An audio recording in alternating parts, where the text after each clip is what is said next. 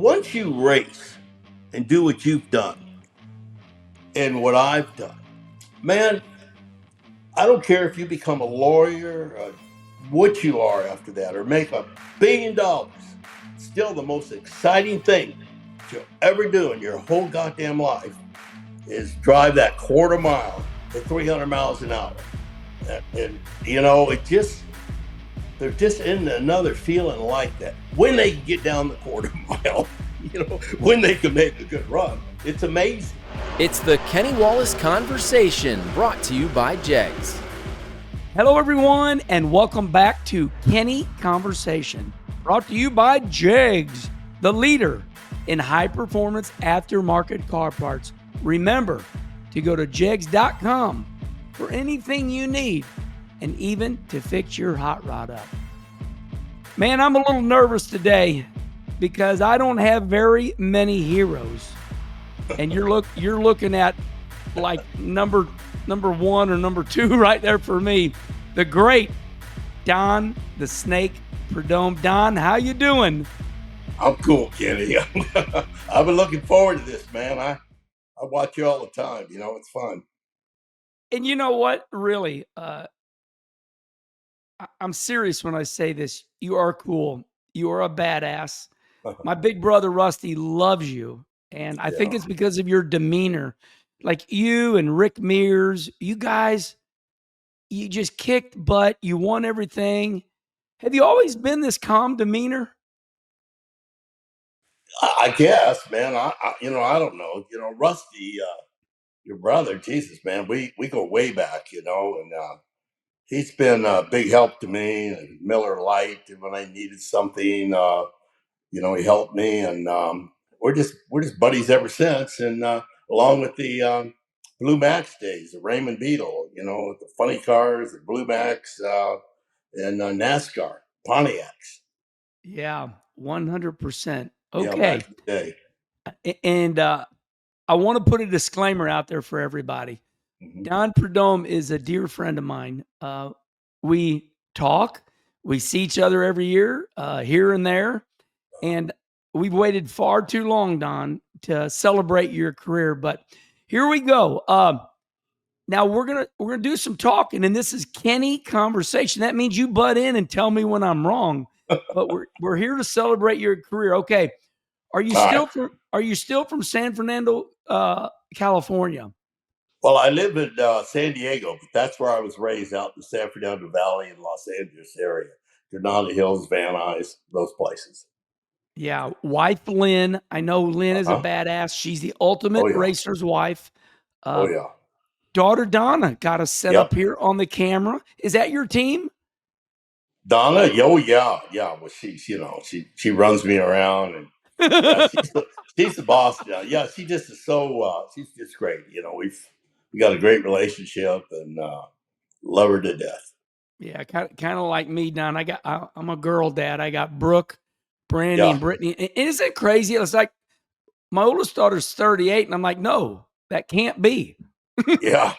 How about mine's 52? And she looks 32, but you know, she's cute, man. Good looking girl. Yeah, that makes me happy. Yeah. Okay, so my nickname, these nicknames are Mhm. when you get a nickname, that means you've done something. You know, whether I'm Herman the German, Rusty was Rubberhead, Dale Sr. was the Intimidator, but you got the best nickname of all, and it's the Snake. So where did you get that nickname? Well, it started in the early days, around 1963. I was driving a car called the Greer Black and Prudhomme Top Fuel Dragster, and our good friend Bruce Myers, he has it in his collection. It was the prettiest car, but Keith Black was just really, really good at building engines. And there was a guy on the crew, Joel Purcell, his name was, and just working with us. He started calling me Snake because I was tall, skinny, quick off the starting line.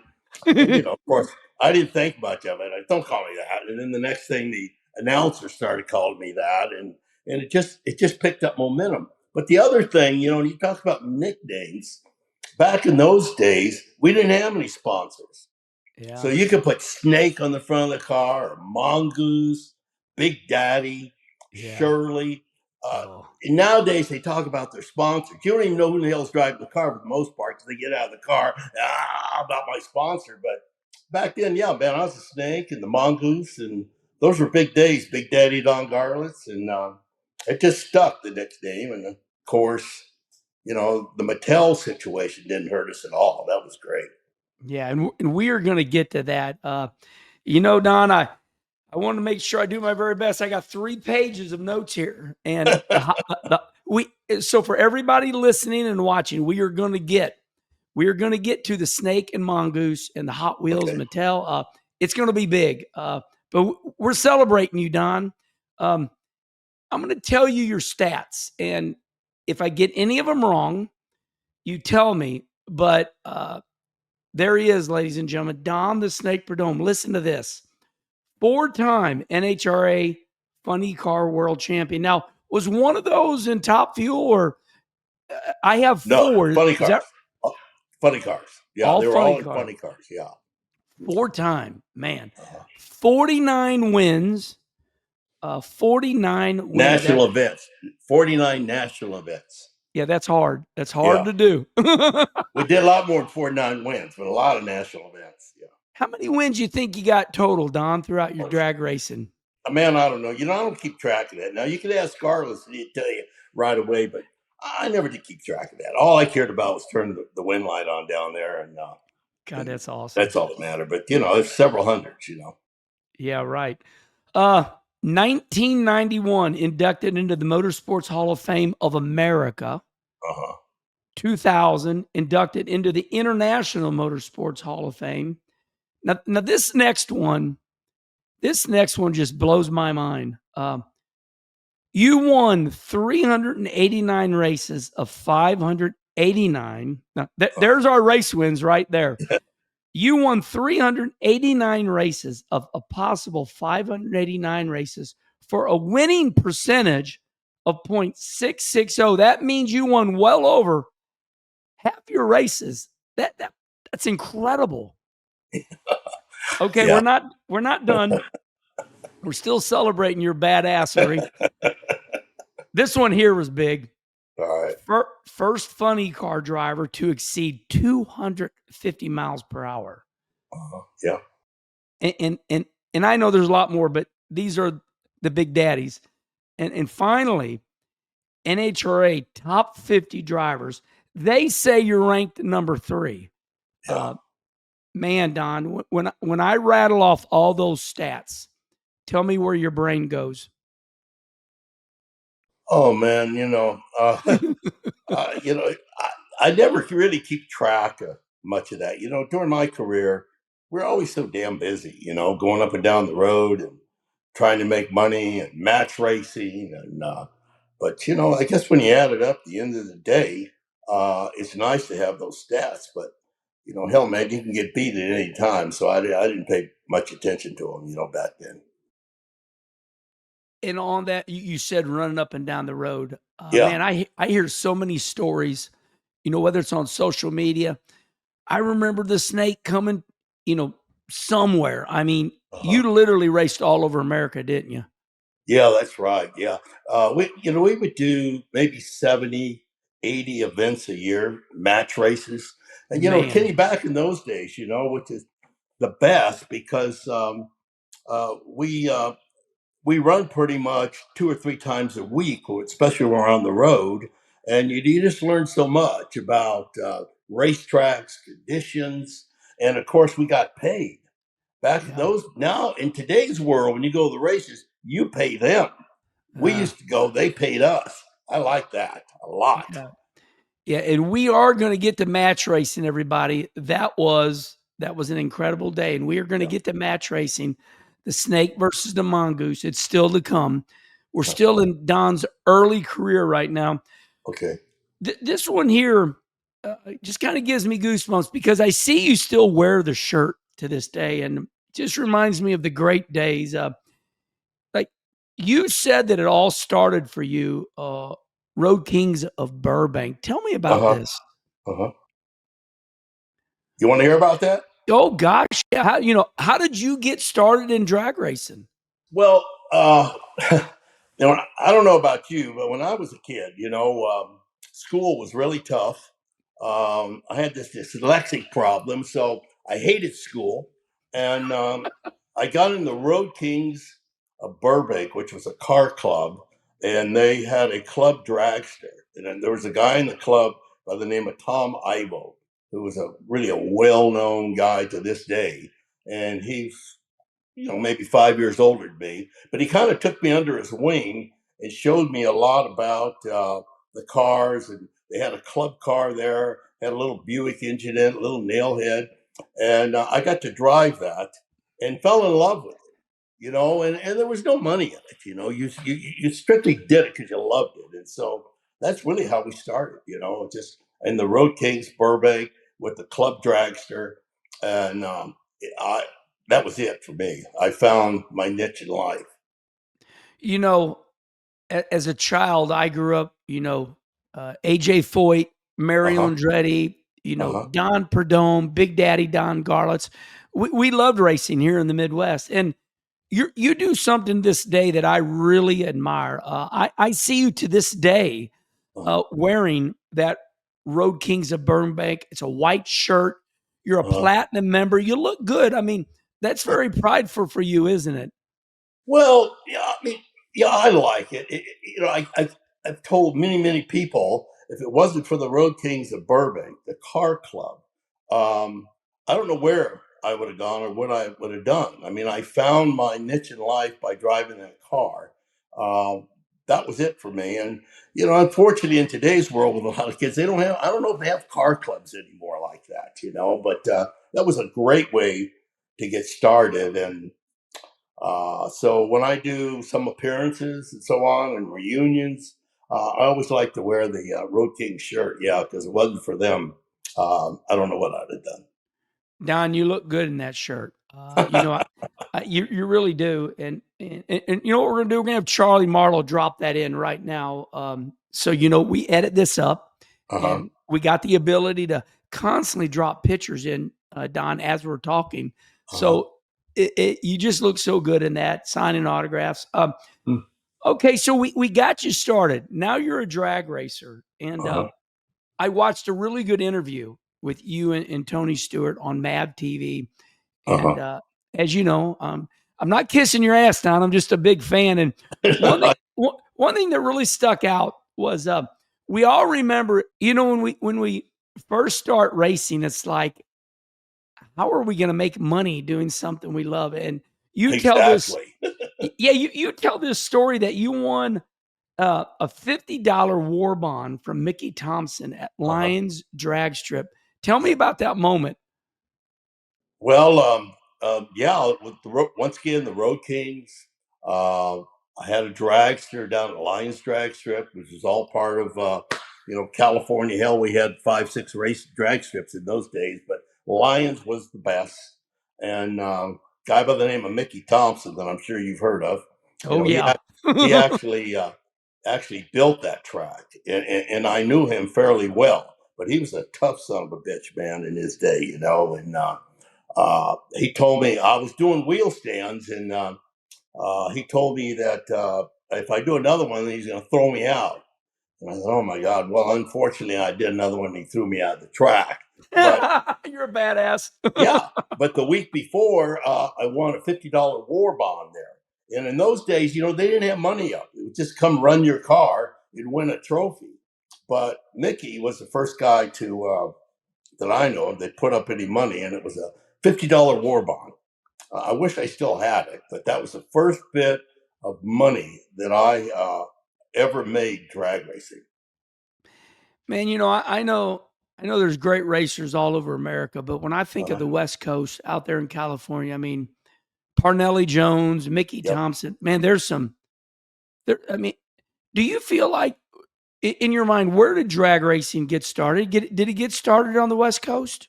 Oh yeah, absolutely. Yeah, I think so. It really got started is out in Bonneville and the Oh, local Mojave out here in the dirt, actually.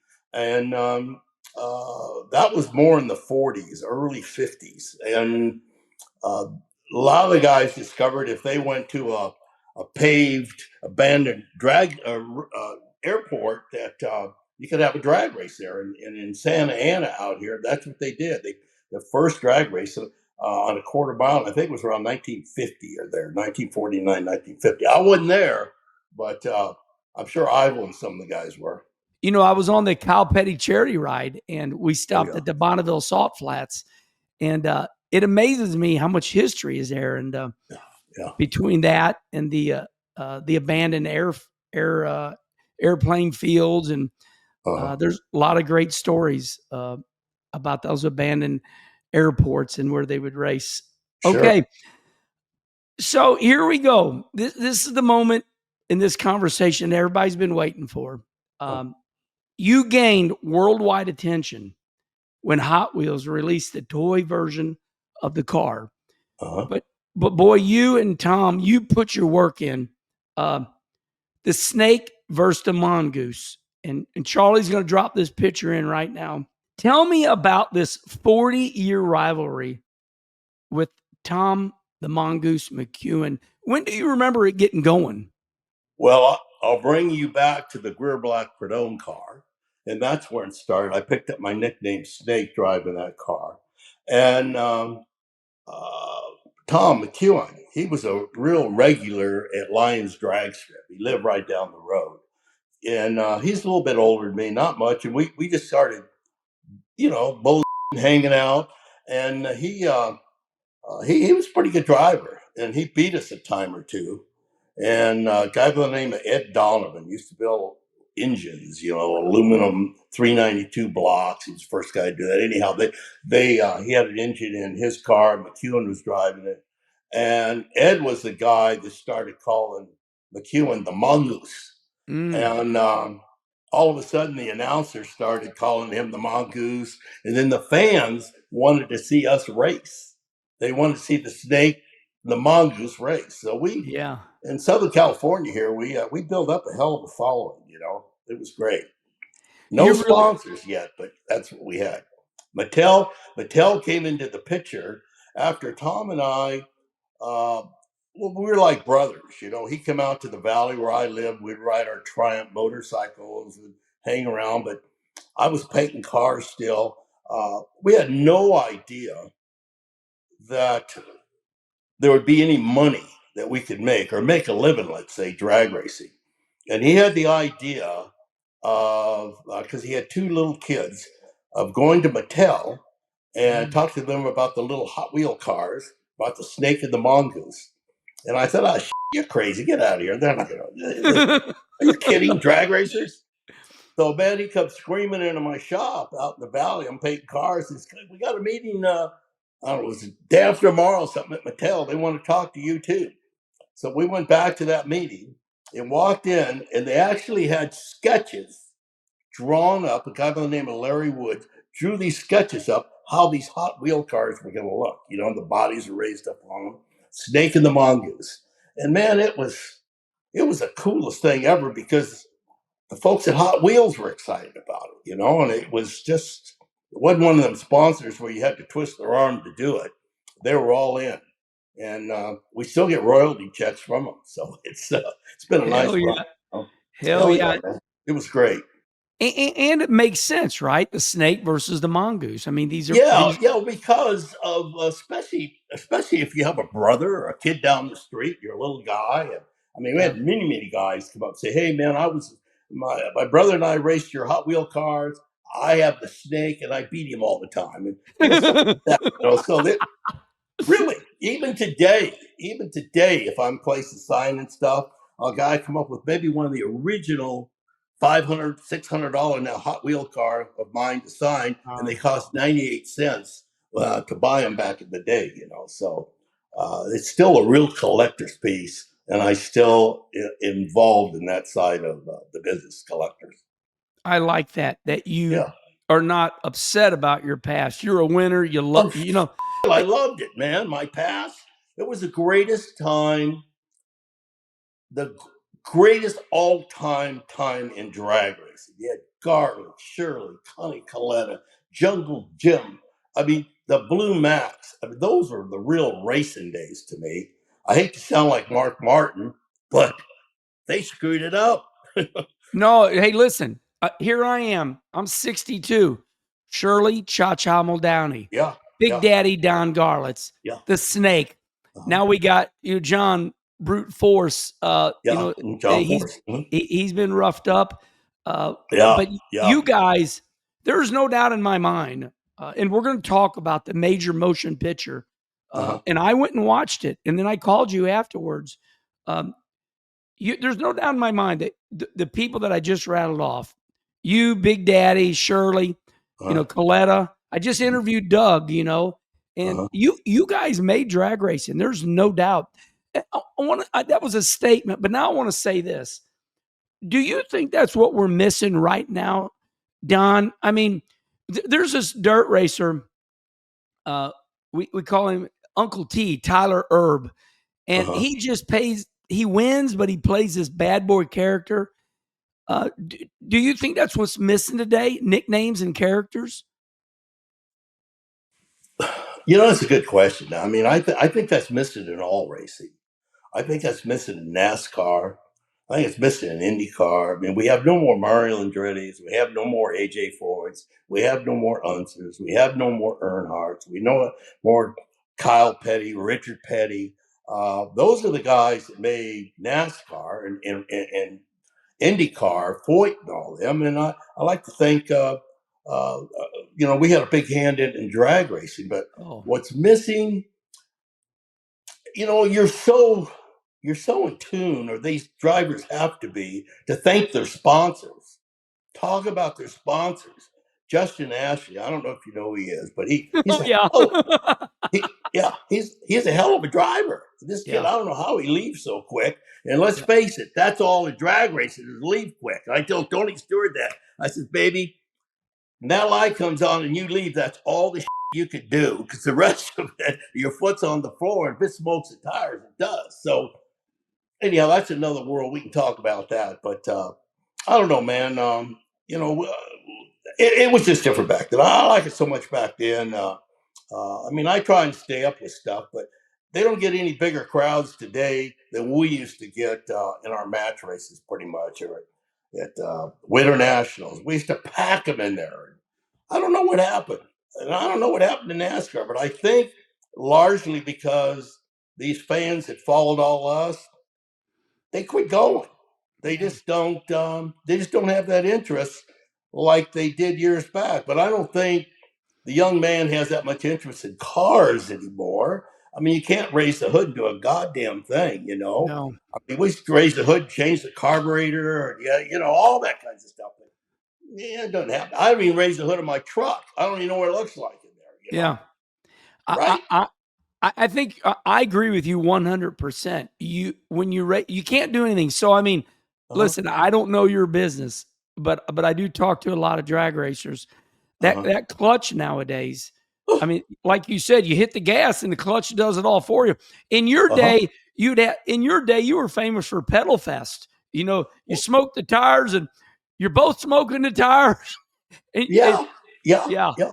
But what was so cool back then is that we could go to Orange County and have a match race with the Blue Max. Oh, Saturday night, Jungle Jim Lieberman, 64 funny cars.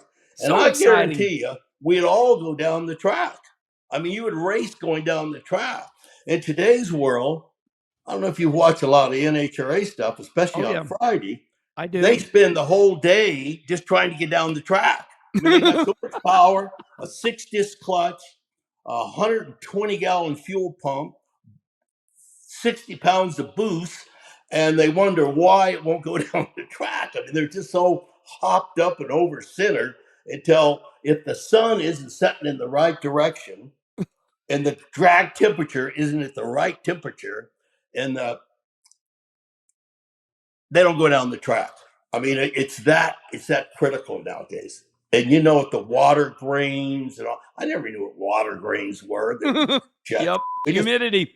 You put Yep. 95, I know, but you put 95% nitro in it. That's all you needed, buddy, back then. Yeah. Boy, man, you just got and my conversation just it goes everywhere with this. Yeah, it You does, know, doesn't it? yeah, Yeah, and I want to remind everybody, and this is something I dreamed up. You've seen it all. You started at 185, 187 miles per hour, and you 100 end. miles an hour, 100 miles an hour when I first started. That was it. That's awesome. Yeah, 100. Yeah, Okay, 101, 105. Yeah, so you started drag racing at 100 mile an hour, pretty and you much. ended your career at 317. Don, Yeah. you've seen it all, my friend. You think? Yeah, man. Yeah, I really have. But I hate to sound like Richard Petty or any of that stuff, No, but it's good stuff. Richard's done the same thing. I mean, we've seen it all, and I'm sure there's things about cup racing these days that Richard just has a tight ass over. And there's a lot of things about drag racing I'm the same way. It really bothers me that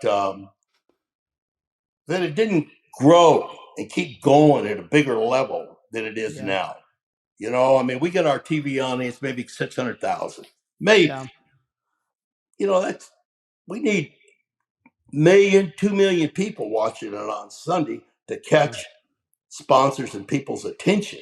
600,000 people on a viewing audience isn't that big a deal. Okay, I want to bring this up because Yeah. I'm thinking about this right now. So you and I about 3 years ago were out in Sturgis, and I looked at you and Walker Evans, and I needed advice, and I looked at you Uh and I said, guys, I'm going to be 60. I'm thinking about quitting racing.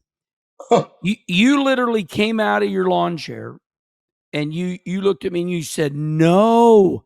And you Yeah. said, I miss drag racing so much. And Don, I want to tell you that really affected my life. You Yeah. saved me.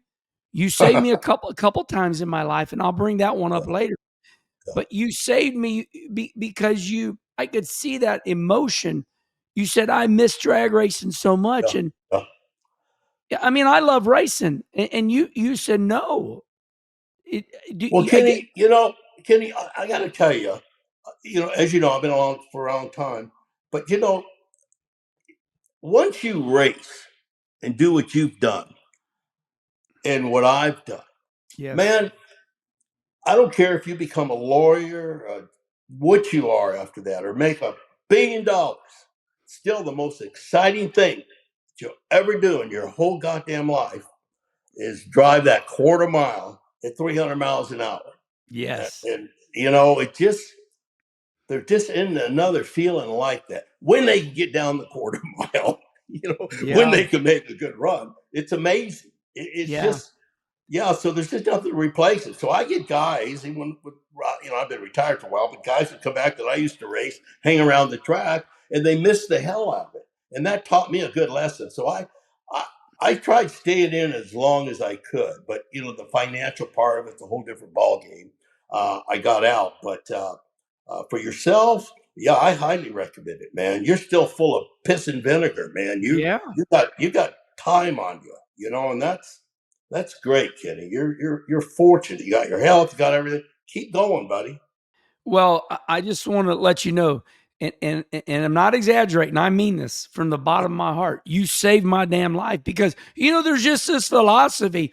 You have so many people look at you, people that are not in the game, people they are not Uh-huh. competitors. They don't know what it's about, and there's just this thought. Oh, I'm getting older. I guess I should quit. And Right, when right. you said you taught me what you learned, and you said no. And I'm Yeah, like, all right. It was yeah. awesome. No. Thank you. Yeah, well, let me tell you, if you weren't the type of individual you are and the health you are and as Yeah, active as you are, I'd say, yeah, you ought to quit. But no, man, you're still full of piss and vinegar. So that's right. you got some miles on you yet. That's right, baby. Okay, so let's get back to Snake versus Mongoose and this Okay. 40-year rivalry with Tom, the Mongoose McEwen. We lost Tom, what, a couple years ago? Yeah, yeah, but it's been about 4 or 5 years ago now. Yeah. Phew. Yeah, we sure did. Yeah, he whew, you know, cancer got him, Yeah, and it was a real shame. We were still tight, we still did business together. We're completely different guys, yeah, but when it comes time for racing and business and stuff, we were real tight. Yeah. Yeah, I'm sorry about Hated that. to lose him. Hated to lose him, you know. I followed that, and I'm really sorry about that. Okay, so the evolution of match racing, from what I understand, I want you to straighten me out for Uh-huh. everybody that's watching. So you all match raced Uh, so you could make a living. Then yes. they started like real drag racing. Start like what? It's real drag racing, like what I mean, like NHRA, a series. These match races. Uh-huh. Did the drag strip? Did they call you? This is the way you guys Yes. made a living back then. Tell me about match racing Oh. before NHRA. Oh yeah, well that's how we made a living, like you point out. Well, what would happen? They had this paper in Drag Race, a newspaper, come out every week. It's called Drag News, and Yeah, it was like, man, you couldn't wait to get your. It's like the Rolling Stones, you know, the magazine. You couldn't yeah, wait to see who's on the cover, and you yeah, wanted to be on the cover, and everybody strived for that. Well, you know, if you win a big race, um, Bakersfield in 1962, Fuel and Gas Championship. Don Garlis, Chris Mercedes, Pistoia, and Rod Stuckey, they all came out here to Bakersfield to run fuel, nitromethane. In those days, NHRA didn't run nitro. NHRA, we didn't even pay attention to them because they didn't have nitro, they were gasoline. that was my So, point. That was my yeah, point. yeah, you know what, George. Hey, man, after running nitro, gas is just for cleaning parts. You know what I mean? I mean, that's all it's good for. But, yeah, if you run nitro, man, it's like Badass. champagne going back to beer, you know. Yeah, If it ain't the same. yeah, So anyhow, that's we won that race in Bakersfield, and I was driving for Zuchel and Fuller, and this badass dragster Fuller built. He was a big chassis builder, and we won that race. Beat all the guys, came out, yeah, and so that race really launched me. So I built a name there. Was in drag news. I got the chance to drive a Black Prudhomme car that Bruce Myers owns still, and he's got a bitchy collection. But you pick up a name, you yeah, know, you're on the cover of National Drags. There's Black Prudhomme win this, so tracks would call you from Cecil County, Maryland, or wherever it might be, or there would be a guy booking tracks and book you in. You know, hey, we want you to come run for us at Cecil County, Maryland. I think at the time we're getting maybe $1,200 for an appearance. yeah, $1,200. yeah, Gar- Garlis was getting maybe 15. That we were yeah, getting 1,200. That was big money yeah, because yeah, you didn't tear all your up like they do now. You know, you just pour the nitro in and make a pass, come back, cool it down, and race somebody else. So, you know, you can make money at $1,200 going to the track, you know, or you made a living like that. Then you go to another track the next day, maybe Union Grove, Wisconsin. They'd have you paired up with, I don't know, Chi-Town Hustler, something like that. Union Grove. nicknames, So, nicknames. yeah, the Chi-Town Hustler. Yeah, Yes, I that's what love I'm it. saying, man. Yeah. So the Oh man, Chi-Town, the Snake, the Mongoose, Big Daddy, that's they booked us. So we'd run maybe 70 dates a year doing that. And then every so often we'd go to an NHRA race. yeah. And boy, that was a whole new world when we start running NHRA races, you know. Whole new world. So you and Lynn, Uh-huh. and then later Donna comes along. Uh-huh. When you did that match racing, Uh-huh. now that you look back on it, tell me, was it exciting living that vagabond lifestyle? Because I do it. I run these dirt cars. I go from track to track, Uh-huh. and I, you get tired. You know, the older you get, but I like the process. No I like kidding. I like the process. What was it like back then? I mean, did you like it? Did you not like it? What was it Oh, like? I loved it. I Yes, loved it. Are you yes, kidding? To get a chance to load your car on a trailer and hook it yes, up to your truck.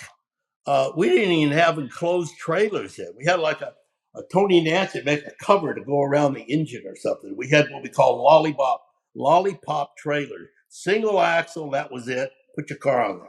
So yeah, you go down the road and you're in business. My yeah, wife's with me. I remember '66 at being in Torquemaster car. We took it on the road.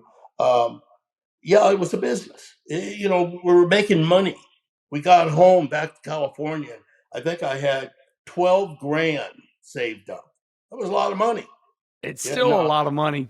yeah, I hear you, buddy. Yeah, but I made it match racing and drag racing. It was unbelievable, you know. But anyhow, I don't want to get too excited about it. But those were the best days for sure. Yeah, man. You run Cecil County, Maryland, racing Jungle Gym, and let me tell you something too.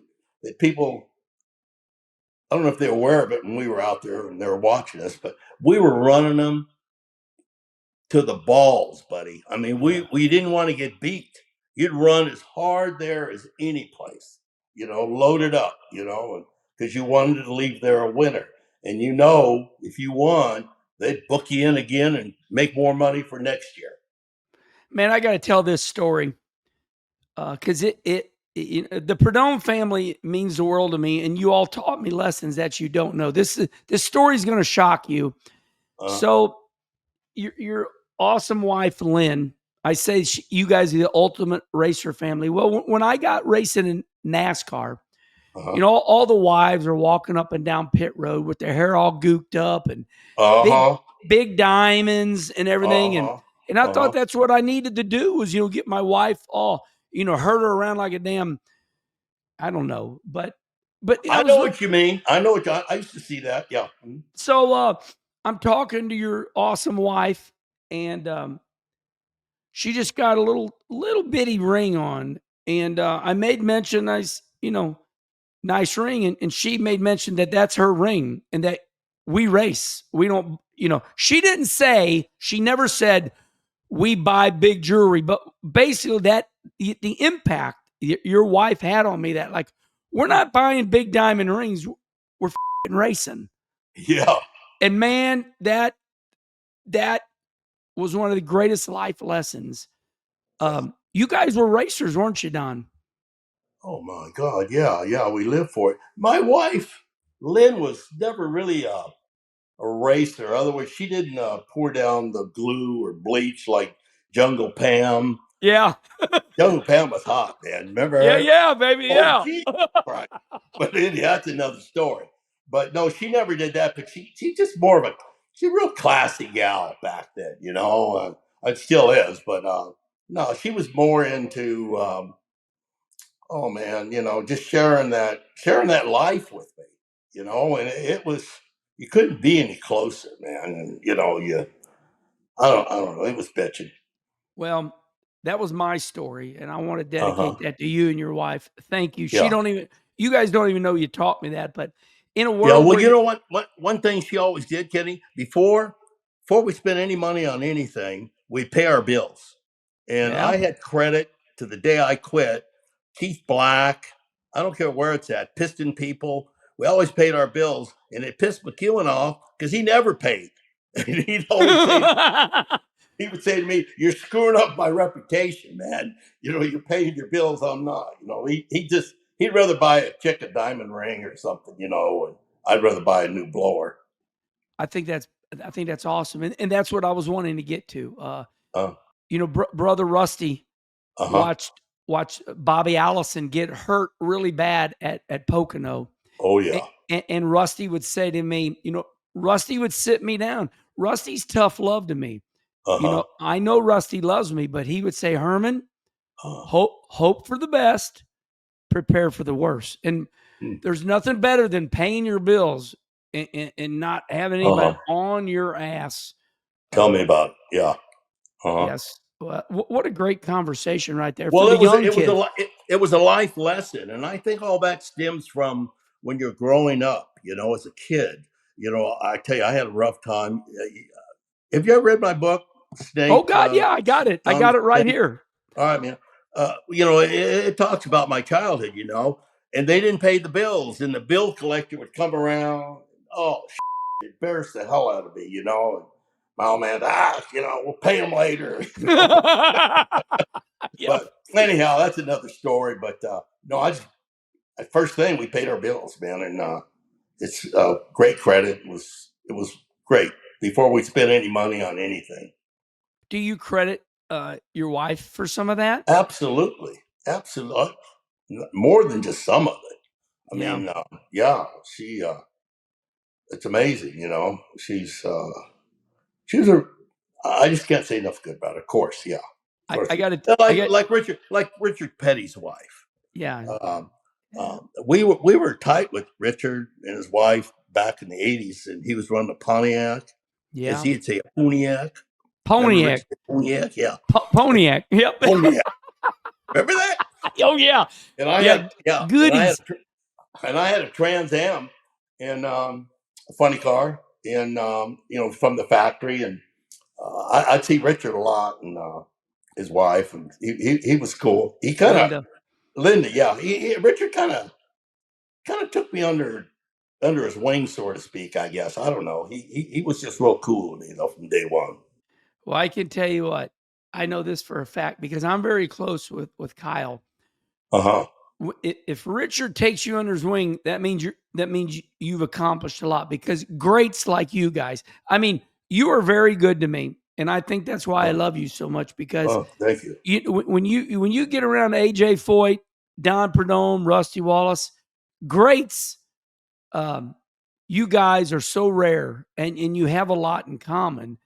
I mean, I get it, but for Richard Petty, I tell Kyle to this day, I say, Kyle, I'm afraid of your dad, and he goes, and he says, I'm afraid of dad too. He said, so I mean, man, if you put you, Don Prudhomme, AJ Foyt, Richard Petty together, I mean, that's as big as it gets. That's mega.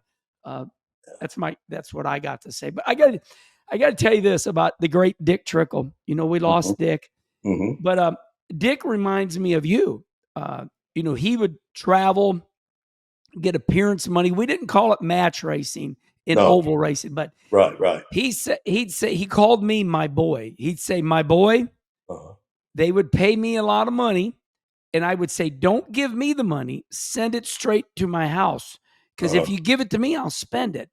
Darlene, like Lynn, would take care of the money. Man, sometimes these wives they save our lives, don't they? Oh man, yeah, big time, yeah. Well, she was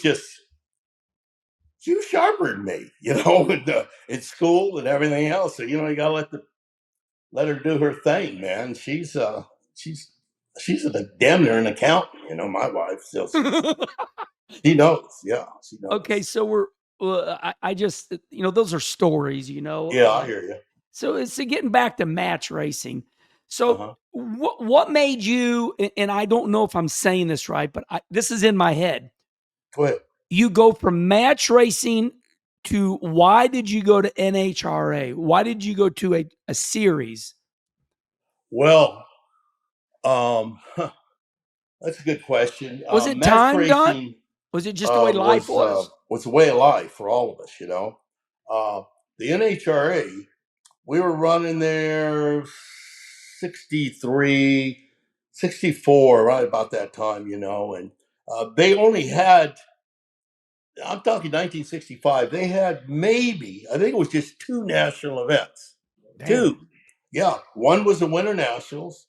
The other one was the U.S. Nationals. Yeah. So we ran them both with the Hawaiian in 65 and won both races, the Winter Nationals and the U.S. Nationals, in the same year. And we were on Goodyear tires. And M&H was a tire to have at the time. But we stuck with Goodyear's and Leo Mel and all those guys, and it ended up winning. So, it just launched my career. What the hell was the question? What else were we talking about? No, you're on it. It's like, how did we go from match racing? Okay. Match racing was just freedom. Now you go with a organized series. Yeah. Well, we started getting sponsors. They liked the NHRA because they had television. It was a big deal. I get it. What really, really happened was in 1975 was the first year Winston came into drag racing and changed the whole goddamn sport. Yeah. I mean, people had uniforms, and the tracks were better, and the fences were painted, and it was the banners on the wall. in Winston. And the big thing, guy by the name of Ralph Seagraves. Remember Oh, him? yeah. Oh, I remember him. Oh, he was bitching, man. He had a cigarette going out. He was like this all the time. He's a But businessman. he was cool though, man. He's cool Yeah. as shit. I remember him. But they put up 25 grand for the world champion. And they had the world championship was going on the year before that, but I didn't even know what the hell it was because it didn't mean anything. I mean, financially it didn't. You might win a trophy, but we were looking for the money. But so Winston came in and put up 25 grand. Oh man, that changed the sport. And then we won it 4 years in a row after that. Next year it'd be 100 grand. Next year this and that. But Winston, in my mind, they did more for drag racing, NASCAR than any of the sponsors I've ever seen come along. That's what Boy, I think. Winston, I loved Winston. I What they love did. your reasoning. I love your answer because I agree with you. I haven't seen a sponsor come in like them. It was almost like Ralph Seagraves was family. Yeah, He was but involved, wasn't he? oh yeah, and it was a different world back then. You go into stores and see point of purchase stuff. Yeah. Winston, cardboard stand up of a guy, Dale Earnhardt. All that. I mean that's kind of what made Earnhardt too. With Winston and all the stuff they all did, the Harry Gants, all those guys. Okay. Yeah. So we try to keep this under an hour and a half. All right, man.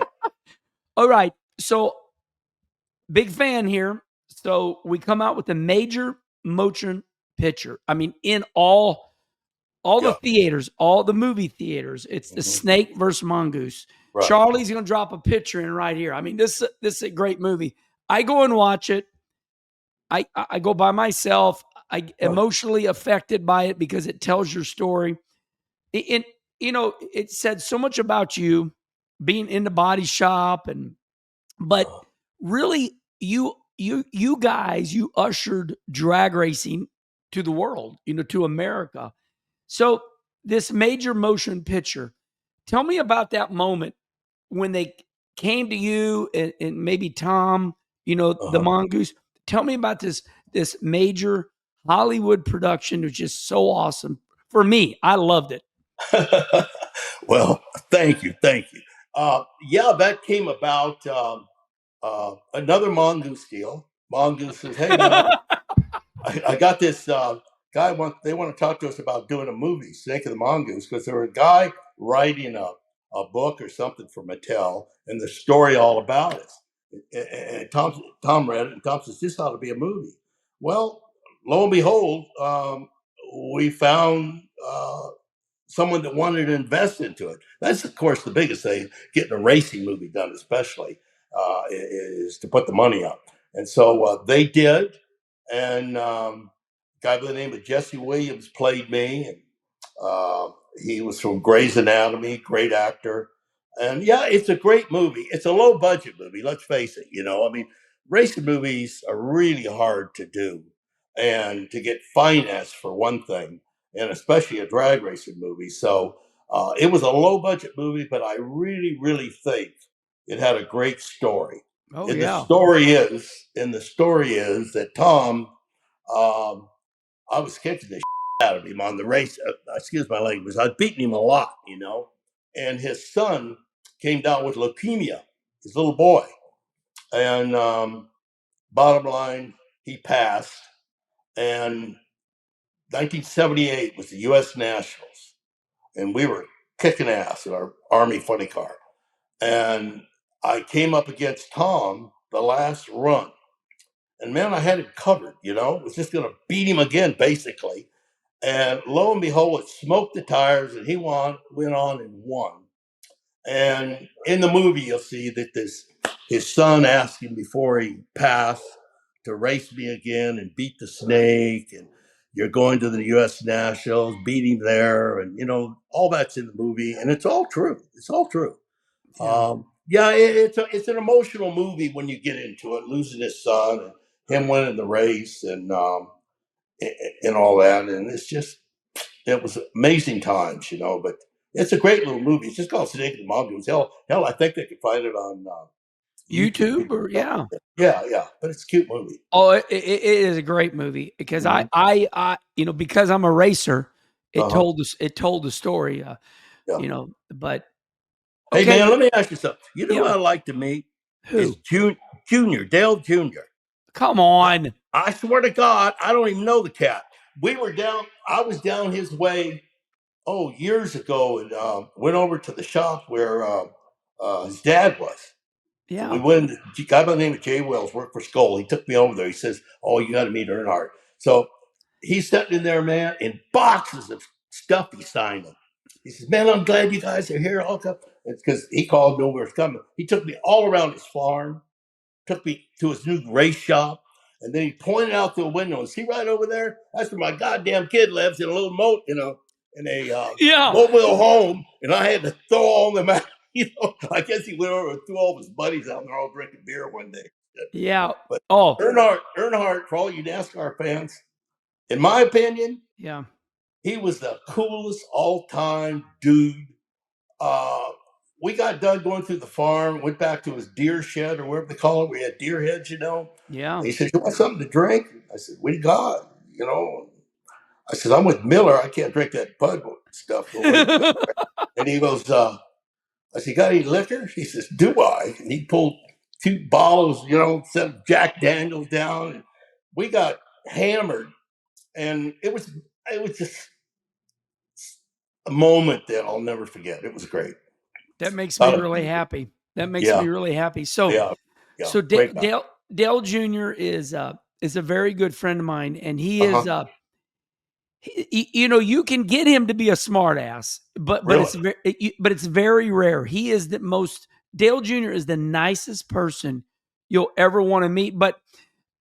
I mean, yeah, Dale Jr. is very smart, very intellectual. Oh, I'm sure he Yeah, is. Yeah, yeah, he's very smart. He would love to meet you. And the reason I tell you he's smart, he's intellectual, is he knows a lot. And he's very good on the computer. Don, he would build his own computers. Dale Jr. really? Oh yeah, to this day Huh. he'll race iRacing. I mean, Uh-huh. he's 50 years old, and he'll say, Uh-huh. I got to sneak downstairs so my wife don't see me racing on. He loves it. He Yeah, loves yeah, racing. He yeah. Yeah, okay, we'll get you hooked up with Yeah, Dale Jr. he's done. He's done my guy. I watch the show too. But you know Yeah. what's really hot? It's his old lady. God Oh yeah, damn. Amy. Huh? How Yeah, about her? Huh? I I had her mean, on she's Kenny gorgeous. Conversation. Yeah. She's gorgeous. Anyhow, I don't want to change. Go ahead. No, What that's topic? okay. She what everybody likes about Amy is she's a beautiful lady, but she got Yeah. tomboy qualities to her. Oh yeah, I can Yeah, see. I love her. Yeah, I see all she'll that. hang out right with the guys, then she'll kick Oh your yeah. ass. Oh, I see her there. Yeah, Yeah. she's cool, man. Yeah, big fan. This makes me happy. Oh my Yeah, God, this is fantastic. yeah. So let me ask you this. Uh, Last year, uh-huh, you know how we get what is called an epiphany? I think it's like you watch something and you're like, I got to meet that person. uh-huh, So I grew up around AJ Foyt when uh-huh, Rusty would race USAC uh-huh, in 79, 1979, 1980. We would uh-huh, race USAC. We race AJ Foyt. uh-huh, Well, Flow Racing had this special on AJ.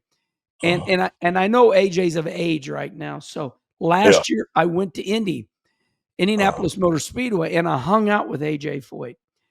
And uh-huh. and and I know you did too. I see the pictures. And Charlie, let's drop the picture in right now of the great AJ Foyt and the other great one, Don Prudhomme.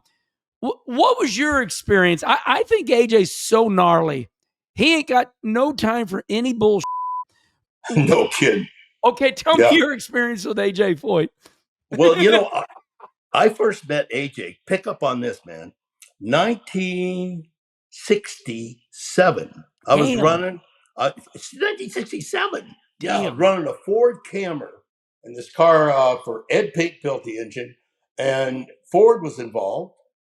Not with me, but with Pink, the motor. And so we were in Vegas, and they did a publicity shoot, and they had other racers there doing the shoot.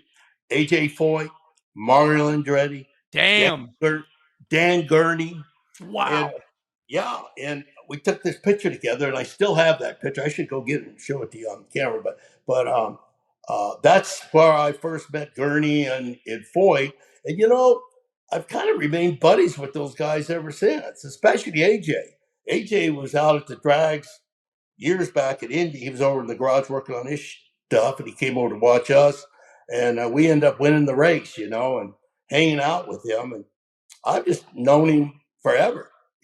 This year at Indy, went to Indy and walked right in his garage. Excuse me, everybody. And he was hushing people out. Just myself and my buddy Pat Galvin, we sat there both with him for the longest time.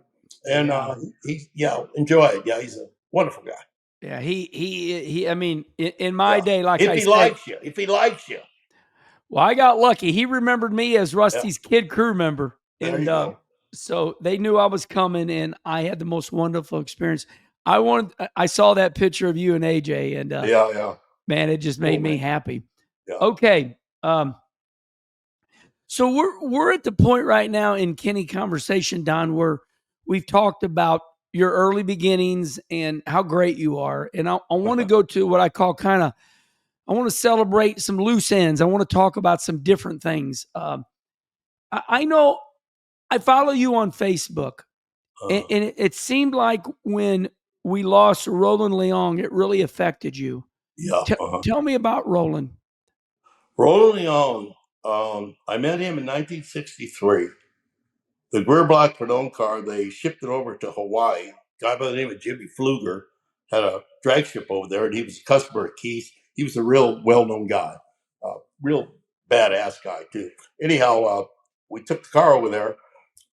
And Keith Black had built a few engines for Roland Leong, a little gas engine, a little gas dragster. Yeah. And that's where I met Roland for the first time. He was in Hawaii at the drag strip with his mom and his dad. And he was just a little guy. Of course, we're about the same age as the little guy. We were both little. And I just took an instant liking to it. Yeah. And when he came over to the mainland, as he calls it, we started hanging out together. And then he built a car just like the Burr Black car Keith did for him, built him a car. And I strapped him in it, Lions drag strip one evening. And, to me, you just get in and go down through there, Yeah. But he got in it, and man, he went over here, over there, crashed, went up on top of the railroad tracks. That's where we found him. Oh, no. I come running up to him at the end, and he says to me, he called me Vipe instead of Snake.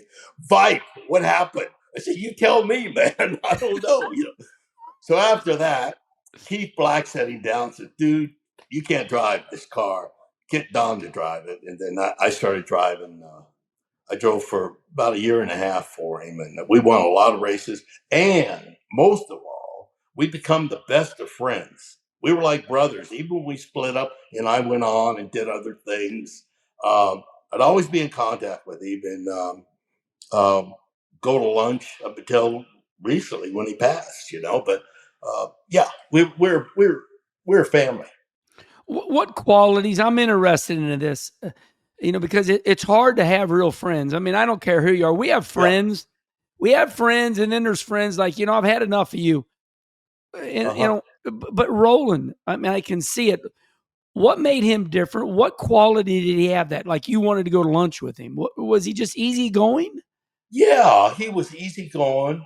He's Chinese Hawaiian. Yeah. He had total pidgin English when he came over here. So Mongoose mainly, and me a little bit. We used to make fun of him, Well, you could back in those days. Sure. Yeah. But, going down the highway together, and you know this, Kenny, you're going thousands of miles around the country. You live together. Yeah. Man, we used to pop pills, bounce them off the dash to keep awake going down the road. Yeah. And we'd both be talking so much, and we're going, your jaw sore. Yeah.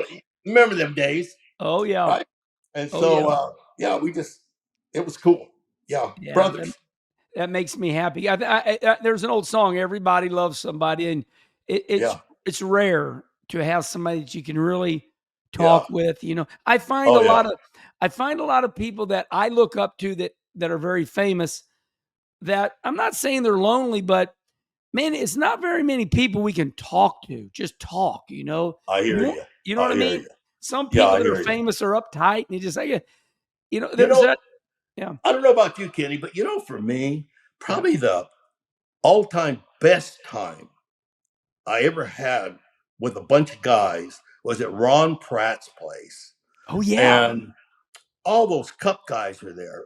Your brother, you name it, Kyle Busch, Jeff Gordon, Ray Abraham, all of us, you playing playing cards and stuff at Ron Pratt's place, but most of all Yeah. going out in those dune buggies, and going crazy out in the hills and come back drinking beer at night, and everybody kind of bonded. It was cool to see Ray Abraham and Gordon. Uh, um, I don't think they had been doing much hanging out until we all started doing that, and those guys kind of bonded again. I could feel that. It was kind of cool. Yeah, let's have Charlie drop that picture in here right now. Ron All right. Pratt. Okay, so Ron Pratt is a wealthy man, Uh huh. made this beautiful place out there in the desert, up from Yeah. Yuma, Arizona, and I'd run my dirt car out there, but had these badass dune buggies. I mean, and he loved you guys. Oh yeah. He would invite you all out there, and if the media ever got a hold of what was going on, I mean, Oh, the greatest racers of all time, you all would meet out there, and yeah. he'd have a place for you to shack up, and I mean, you guys Yeah. had the time of your life. Really did. Yeah, I had my motorhome there. He had all those plug-ins. He just Yeah. plug it in on his property. Kyle Busch. I didn't know Kyle Busch before that. To be honest with you, I kind of thought, man, I don't know about this guy. But after meeting him and hanging out with him, and he knew how to drive a sand rail, man, and uh, Biffle, you The know, Biff. He's a yeah, he's sand buggy badass. guy. You put Yes. him in a sand rail, man. Woo. I remember one day he was smoking over there through the desert, going over to Ron's place, and he comes pulling in there, and I didn't really know him. And his wheel was flopping. He had a big ditch, it bent the hub up in it, took it off in the shop, it got a big sledgehammer, and he pounded on the rim so it could seat back on it again. But I thought, man, this is a hell of a guy here. I like this stuff. Yeah. Biff is the real deal. A lot of Yeah, people. he's the real deal. Yeah, Yeah, and Ron Hornaday too. These guys have got mechanical abilities beyond belief, right. and were great race car drivers. Hey Don, it is fun when you see drivers that are good and like you. I mean, all of us. It's fun to see drivers that can do stuff, work. It is, isn't it? Oh, big time, big time. How about out there, Tony Stewart? Well, he's Yeah, got Ron's got those Polarises, one seaters with dirt wheels on them. They're yeah, fast. And yeah, we're all running around out there. Stewart would go flat out around the corner, never lift. And Rusty had to go over the guardrail there to look at him, see how he's doing that. Because he was that for me as a drag racer to see those guys and get in the same kind of car with them and yeah, see the talent that they yeah. have was pretty remarkable. And Kyle Busch, he ain't bad either in dirt. And it's just, and your brother. But it was just kind of cool. It was once, I don't know, just fortunate to be able to do that. We live in a tough world now where everybody Yeah. wants to criticize anybody, but those Yeah. guys have massive talent, don't they, Don? And you saw that. Oh my God. Yeah. Do they ever? Do they ever? I totally respect those guys, man. And I love drag racers, but there's so Yeah. many of them that they go, I could do that. Try it. Yeah. Oh, yeah, just try it sometime. You think you're pretty good, man, and let's smoke around you like you park. So, Out there at Pratt's place, it's okay to bring this up because it's happened a long time ago. mhm. Tony Stewart made world news there. Remember, he jumped and landed so hard he hurt his back. Yeah, That was out there at Pratt's, and he's okay now. But that was a sketchy time where we thought Tony was done because very. he went over a dune and then landed flat. Yeah. So we were with this group and we got split off from Tony. He's way faster than I am and all those guys are, but I can kind of keep up. So we got split off and someone said, "Where's Tony?" So no one had seen him in a while. Some guy come along and said, "Hey, I think one of you guys are hurt over here off this dune over there." So we went over there. Sure enough, Tony's laying there beside his car. He got out of his car, laying on ground with a broken back. Oh, Yeah, man, he was in pain. It was, yeah. So everybody started getting hurt out there, so they kind of quit going pretty much, you know. yeah. Because racers are competitors. Oh yeah, Don't put a racer in a race car and say go slow. absolutely. Yeah. Like Rusty said, man, I like to go again, but I don't want to go as fast. I said, Rusty, you know, your Yeah. foot's going to be on, they're going to go fast, you know. Yeah. It's funny. The older I get, I get in my dirt car and I find myself going fast. I'm like, what the Yeah. hell? It's just the way it is, man. It never leaves us, does it, Don? We're just, well, a competitor. Yeah. It- To be honest, it's left me. well, it's I don't even going give a to. shit. I wouldn't drive a drag car again. I mean, they're so fast, and I just don't have that desire anymore. You know, I just don't, and I'm happy that I don't. Man, I don't lay awake at nights wishing I was driving a rail car. I can tell you that. Don, I say this with love and respect. Congratulations, because you came out unscathed. Yeah, yeah. Look, You're I so get it. right, Kenny. I mean, look at John Force. I mean, Yeah, yeah, look at yeah. everybody that had those head injuries. You look at Donnie Schatz, the World of Outlaw sprint cars. He made it all the way through, 60 years old, unscathed. So Uh-huh. congratulations. You're not And hurt. he's done. He's still racing, or he's done. No. My point is that racers get hurt.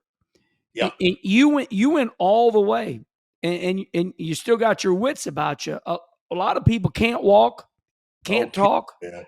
You're so right, Kenny. You know, Gar.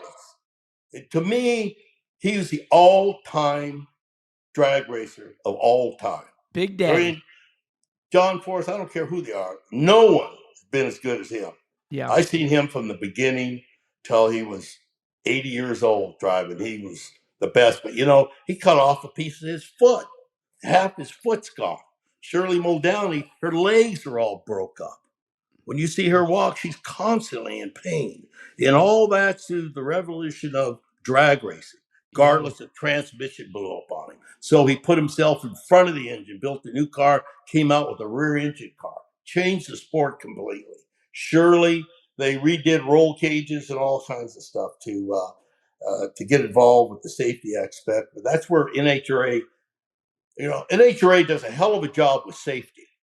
I mean, as much as they run, as hard, like that crash John Force stuff, man, he's lucky to be alive, Yeah. But if it wasn't for all that padding and all the they put in there, man, he wouldn't walk away from it, He wouldn't have.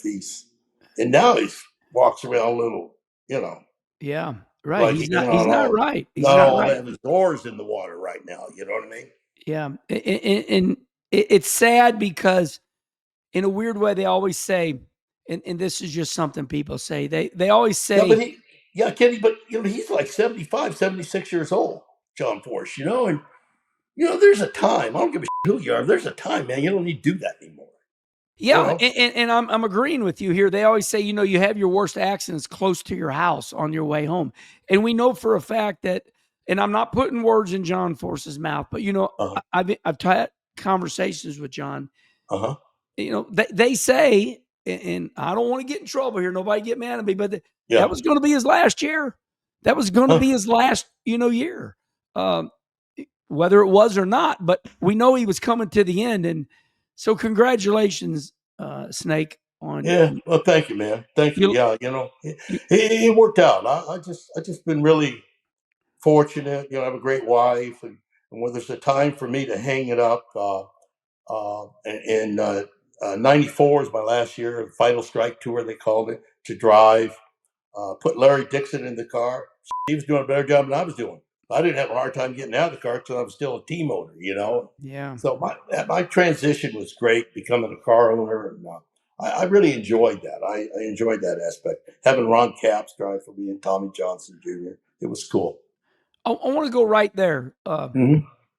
So I was at a Bob Evans restaurant years ago, and I get a newspaper and it says Don Prudhomme retires, not going to be a car owner or not going to drive anymore, whatever it was. I called you up and you might not remember it. I called you up and I said, Don, congratulations. And you were quiet for a little bit. And I said, Don, people don't get to retire. And I said, you retired. Mhm. You told me this story, and I'm just kind of prodding you on a little bit. And you said to me, yeah, Herm, he said you'd walk in the CEO's office, and they, Rusty tells me the same story. You get to a point in your career where you got to introduce yourself, and you're like, I'm out, man. You got to the point. I get to the point, Rusty, where you get these new CEOs. In your opinion, what made you say I'm out? The sponsor. Yeah, right. Yeah, I was just Well, reminding you of the story you told me. yeah. It's in '09. I had two teams going. '09 and with UST was a sponsor in Skull, and they got run out by the government pretty much. Marlboro took them over, and at the 11th hour, there was no. We couldn't find a sponsor, and if you remember in '08 and '09, man, those were tough times for the economy. Oh, wait, Really yeah, tough. yeah. And so basically, I don't know, man. A real quick story. I'm looking for a sponsor. It's the 11th hour. My guys are calling me. Do I have a job next year? You ever heard that before? Oh, Lord, I We still lived got a it. job? I Yeah. lived it. Do we have work? Yeah. And my wife's wondering, and the drivers, and people are trying to hire them. And I was the 11th hour out. I was out at Monster, who's out here in California. Meeting with them, and the guy there, I won't mention his name, he says, well, maybe yes and maybe no. They never told me no, but they never told me yes. And it was at the 11th hour, And I went across the street and had to get gas. I drive my wife's, she had a Cayenne, it's a bitchy little car, and I'm putting gas in it. And I pulled off and pulled the goddamn pump right out of the deal because I'm so stressed out about the sponsor, and boom, pulled the gas thing right out. And god damn, I stopped, got on the freeway, called Lynn, and I says, how much money we got? We got enough to retire? Yeah. She says, I'll call you right back. She called me back. She says, we're okay. I says, bitch it, we're done. It's over. Yes. It's over. And that was great. I hated with the people, letting people go and all that kinds of stuff. And but I was done. Yeah. There was, as far as I was concerned, there was no more real money in it. The cost of racing got so expensive. To go to a sponsor, man, you need $4 million, and at least back in those days, that ain't nothing compared to Cup, but still it was hard to get, I want to zone in on something you said there. When we're racers, we forget that we put money away for our life. We live our life through money for the car. Right. There's two different deals there. And you explained it right. I was in a shower one day and I was stressed out to the max because it was my job. Yeah. Because of my mouth. I run my mouth. I promote my sponsors. Right. Mm-hmm. But I realized one day, oh my, I forgot that I had money put away. I lived my whole life through giving the money to the race teams. And like you said, you one day it hit you like a ton of bricks, don't it, Don? Yeah, it really did. Yeah, it was just, the sport was changing. Yeah, it was just tough. Financially, it was just, one thing is cool though, man. I never spent my own money. That you're a badass. My wife said, no goddamn way. I mean, we put it away, CD, whatever, investment. But I wouldn't take money out to support the race car and try to run that way. I see too many guys do that, losing their sponsors, and I'll just keep going. Well, you'll never make it back. You'll never make it back. Yeah, and when they do make it, they're great stories, but boy, they're scary story. They're scary stories when I'm going to mortgage my home to buy a motor. I'm like, no. Tell me about it. I know. I've seen it. Okay, so it's been an hour now, and I want to thank you. But we're not done by any means. We got about 10 minutes to go. And early in the show, I said, you saved my life 2 times. And the other time you saved my life, the first one was you said, don't quit racing, get it out, basically keep going. Uh-huh. But this is something you did for me, and I want to thank you in front of everybody. Hmm. When you grow up around a winning family, my dad was great. My my Uh-huh. my mom won powder I knew puffs. you. I knew your dad through Rusty and your mom. Yeah. Uh-huh. Yeah, well, dad was good, Don. Yeah. I heard he was. He won a Yeah. lot, and he was Uh-huh. damn good. My Uh-huh. brother Mike was good, and then I Uh-huh. come along, and I went to the big time right away. Rusty, I took this shortcut, and I won some Xfinity races, but I went to the Cup Series, and I was struggling. And you and I had Red Dog, which was a Miller beer. I had a sponsorship, and you and I were in Vegas at Elvis Presley's Hilton there, Yeah. and you looked me right in the face, and you said, "You're showing up, man." And I said, "What do you mean, Don?" And you said, "When I watch those NASCAR races, they're showing you." And I said to you, I said, "Man," I said, "I just don't." I said, "I don't have the talent. I'm not as good as Rusty." And you looked me right in the face. You saved my life. You said, "Hey, man, Rusty's damn good, but you're Kenny Wallace, and you cannot change." Uh-huh. From that day on, I was like, "I'll be damned." I realized I'm a person, and Yeah. Yeah. like Roland Leong. Yeah. Roland's Roland, and you loved him. Mhm. And from that day on, you saved my life because I realized, oh damn, I'm Kenny Wallace, and that you really helped me. Thank you. Well, yeah, man. You've got this talent. Look at you, what you've done. Most guys, done as long as you have. They're sitting in, they're home sitting on the couch. Yeah, You're out hitting it. And got your TV stuff and all the stuff you do is it's yeah. pretty doggone cool. Well, the reason I want to tell this story is because everybody needs somebody, and and Uh-huh. and, and sometimes people say things, and we don't know it means much. But Yeah, you're right. You're right. listen, I'm no Don Perdome by any means, but buddy, like Schrader would say, I don't want a do over. It's been good. I don't want a do over. Okay, couple things here. Um, you introduced Leah Pruett to Uh-huh. Tony Stewart, and Uh-huh. you walked her down the aisle to marry Tony Stewart. How, Uh-huh. how did you set that whole deal up? Ron Pratt. I'll We're be all out. there. How's that? That's Yeah, I was awesome. it. We were at Ron Pratt's, and everybody's having a cocktail and just bullshitting around, a whole bunch of guys. And my phone rings. It's Leah, and her and I are pretty tight. We've always been good friends, and I kind of helped her with her driving a little bit when she first started. About the drag people that not that familiar with drag racing. Let me tell you, it's a tough son of a bitch when you're at that starting line trying to leave with that engine roaring behind you and 10,000 horsepower and this light coming on and all that staging bullshit. I mean, it's a lot to go through. Well, she wasn't. She was having some trouble, so I was kind of coaching her. Plus, she's easy on the eyes too, Right. Right. Yeah. huh, Leah? We Right? we like a good looking girl. There's nothing wrong with that. Oh hell no! As I Yeah, would you're tell right. people, I'm a guy, baby. Oh yeah, yeah, yeah. But there was something about her. She was like I don't want to say a daughter to me, but kind of. But anyhow, so she's FaceTiming me.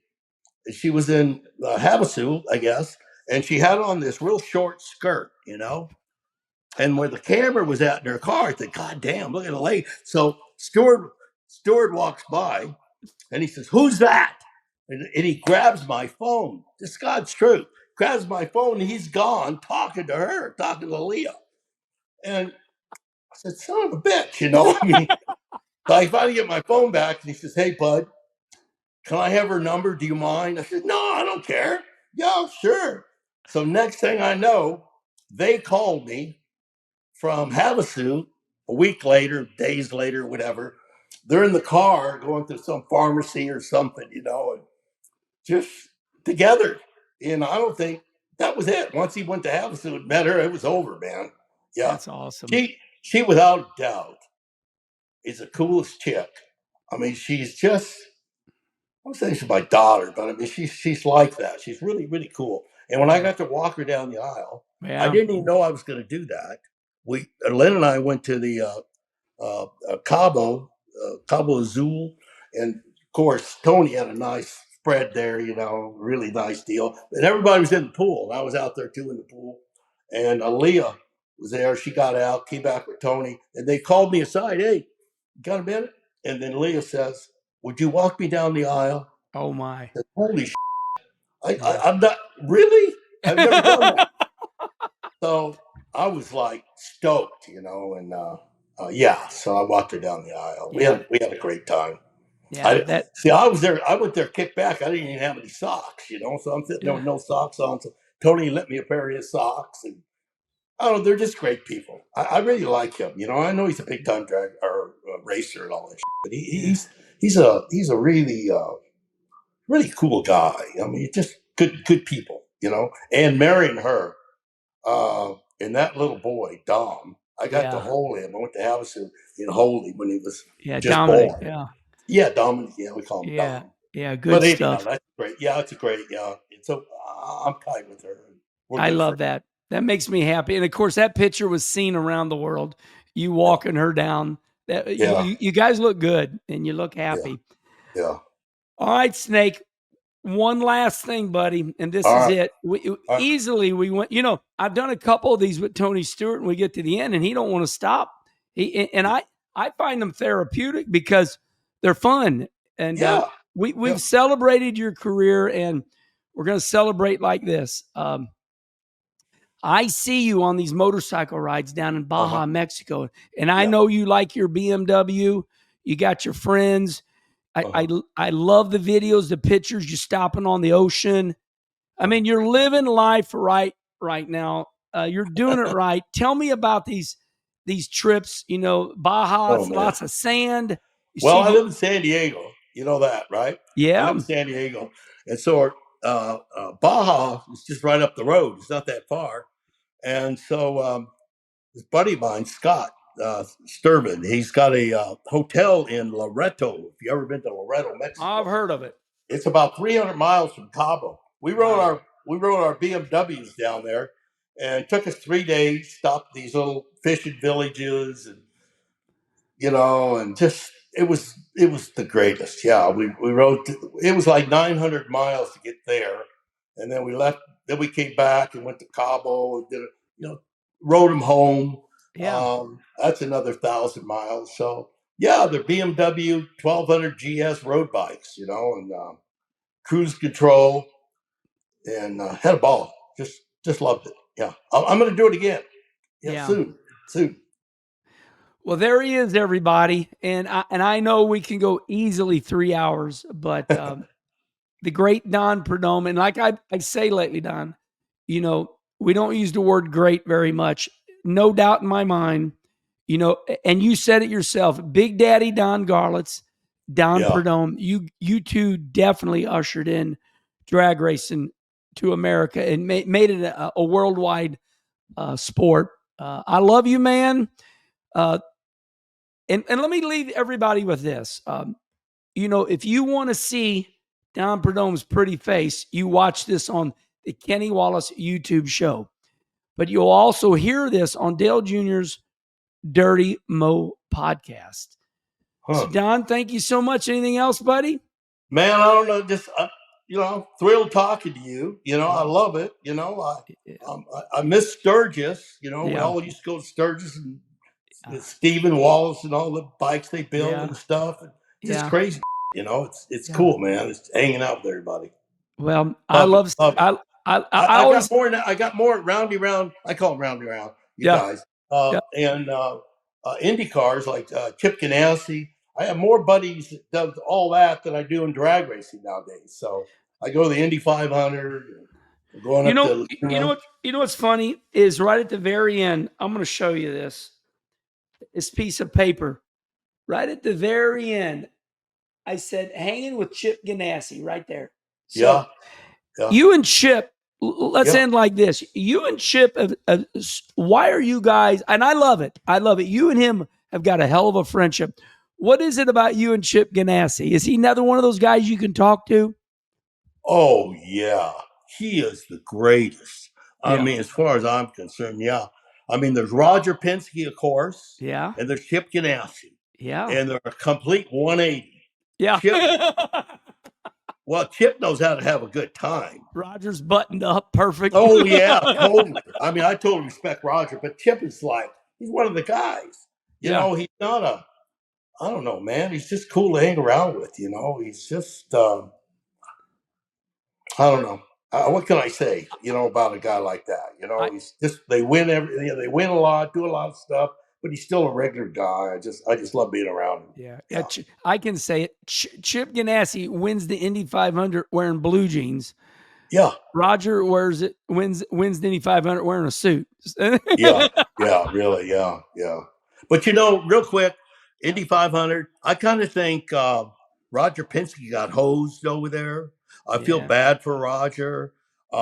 He's got such a great reputation, and because he had this little chicken problem on the tail of his car or something, to do that to his cars, to put him in the back of the field and all that, I didn't feel good about that because I know Roger Penske is not a cheater. No. I've known him all my life, and Tim Cindric, all those guys, let those guys go. He had to do something, all the politics and everything. But I just really feel bad because Roger Penske is taking his own goddamn money and put into IndyCar racing.